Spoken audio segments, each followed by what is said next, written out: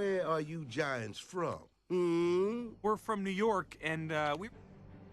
All hail the New York Giants! In the 2005 movie blockbuster Madagascar, 4 friends from the Central Park Zoo escape the bright lights of New York for the wilds of an island paradise. Welcome, giant fancies!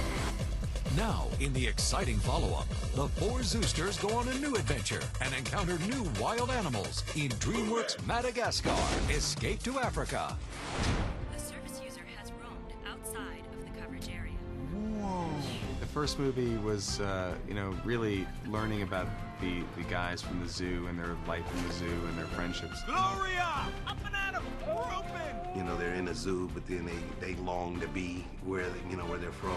And then to land in Madagascar and to kind of be in this plush jungle life. I love how all the girls love to move their body.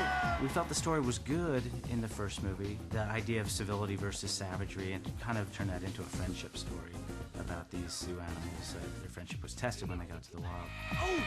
But what would be the next logical thing to take these characters to a new place based upon what they've already learned and discovered in Madagascar?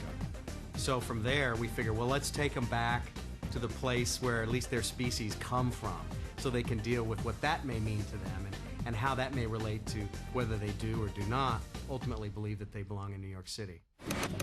Launch! Launch! They're heading back home to New York, and on their way back, they have a little bit of a crash. A fun plane crash. It's more fun when you raise your arms like these. The penguins are able to save the day, and of course they're not back in New York, but they're in Africa. And that's where Alex meets his family. And Marty gets to run with a pack of zebras that are all like him, and so everybody's sort of discovering their roots and getting back to their family. At first, he's kind of happy that he could just fit in, but then after a while, he's kind of sad because he's not as special as he used to be. It's kind of like when I'm around Chris Tucker and Dave Chappelle. At first, I'm really happy.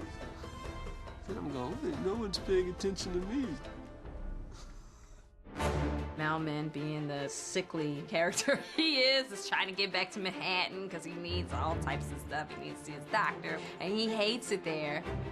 Actually, some really pretty dramatic things happen to Melman in this one. He's in some pretty dangerous situations, life-threatening situations, and then the locals tell him that he's acquired this disease, so he's completely sure he's going to die. You really don't have doctors here? David Schwimmer is so funny as Melman.